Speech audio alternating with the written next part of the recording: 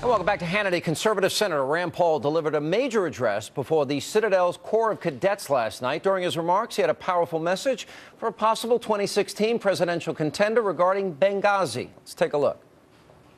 When Hillary Clinton was asked for more security, she turned the ambassador down. Under cross-examination, I asked her, "Did you read the cables?" She said she never read any of the cables. That's her excuse. She says, "Don't blame me. Somebody beneath me should have been reading those cables." I find it a dereliction of duty, a clear dereliction of duty. She wants to blame it on somebody else. It's absolutely a responsibility. And her failure to provide our ambassador and his mission with adequate security should preclude Hillary Clinton from ever holding high office again. All right, joining me now to explain is the man himself, Kentucky Senator Rand Paul. Senator, a good friend of mine, he's the coach of the tennis team down at the Citadel, Chuck Creasy, was there and singing your praises about the speech. Apparently very well received. Welcome back. Thank you. All right, well, explain in more detail, because I tend to agree with you. I think the buck should stop with the people responsible. We're learning all the details we learned. They knew a lot more at the time. They purposely deceived us. It doesn't, up to this point, seem to have resonated enough with the American people to my satisfaction. What do you think? Well, you know, I think the one thing people want from a commander-in-chief is someone who would defend the country. And if you're not going to send reinforcements, you're not going to provide adequate security for our troops or for our ambassador, I think it really does preclude you from consideration. There is this bar you have to achieve. And if you want to be commander-in-chief for the country, if you want to defend, the largest, greatest, freest country in the world, you have to be willing to put and send reinforcements, to put security in place. So I don't think there is an excuse. And, when you get to that 3 a.m. moment, you remember the 3 a.m. moment, you have to make a decision. You want someone who would defend our soldiers. And I think the fact that she didn't, and for 6 months leading up to this, she didn't send adequate security. She turned it down, said she didn't have time to read these cables. I just think it's inexcusable, and I don't think the American people will elect a commander-in-chief who failed to support the troops. I remember that they kept putting, after the lie was exposed, they kept regurgitating it anyway, that this somehow was related to a YouTube video, which in fact it was not. Let me ask this, because you seem to be weighing into these presidential waters a little bit. I had a discussion about 2016 candidates, and your name came up.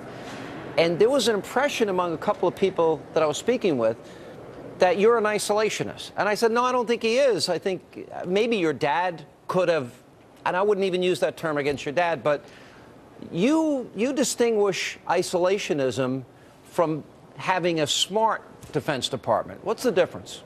Right. I think there are two extremes. I think we can be everywhere all the time around the world, or we can be nowhere. If you don't want to be anywhere and you're never going to help anybody, or you're not going to defend the country overseas, that's isolationism. I'm not that. But I'm also not at the other extreme where I would say we have to be in every war. I think a lot of times, and in fact, I think the constitutional process is we have to have a debate in our country.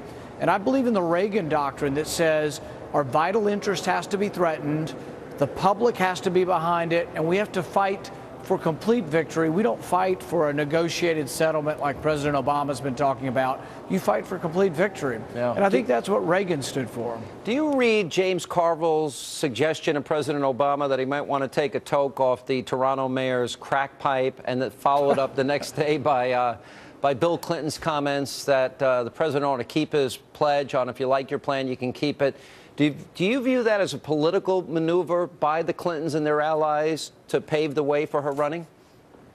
Perhaps. But see, a lot of people are running away from the president now. Many of the fellow Democrats in the Senate are running away. But the one thing that hasn't been published so far and publicized, every Democrat in the Senate voted for this rule. The rule that allows cancellations came up for a review. We had a vote on this. 3 months after Obamacare, in the Senate, we voted.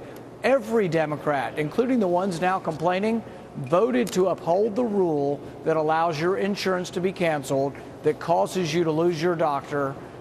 This was all voted for by every Democrat. Yeah. So this is their baby. They're going to have trouble running away from this. You've had an ongoing little bit of a feud with the governor of New Jersey, who just won re-election, Chris Christie. There seems to be, among some, the desire for a coronation and no need for even a primary. Look, if I was in New Jersey, I would have voted for Governor Christie. But as I look on the horizon and I look at the electoral map and I look at these red states and I look at his position, I don't think the economy is that great in New Jersey, number one. I think some of his appointments, when they're vetted, are going to be deemed very controversial. His position on immigration, gun rights are going to come into play. Does he have a problem, in your view, of getting conservatives in more red states for voting for him? Well, you know, I think the party's big enough to have moderates, and we should have moderates in the party. But what I would say is that there were many Republican governors who chose not to accept Obamacare. The Republican governors who chose to accept Obamacare and to expand Medicaid, it's not really a conservative position. It's not really even close to the center of the Republican Party.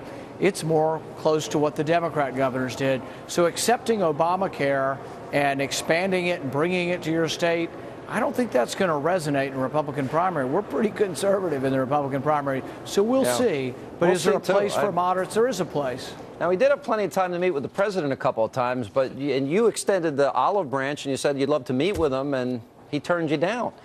We're still waiting to break bread or have a beer with him. We've offered him even to come to Kentucky. We'll give him some Kentucky bourbon, but so far he's been too busy. In the spirit of spreading the wealth, are you going to pay for it? Absolutely, yes. We do believe in private charity. All right, appreciate it. Senator Rand Paul with us on the Hannity program. Coming up next.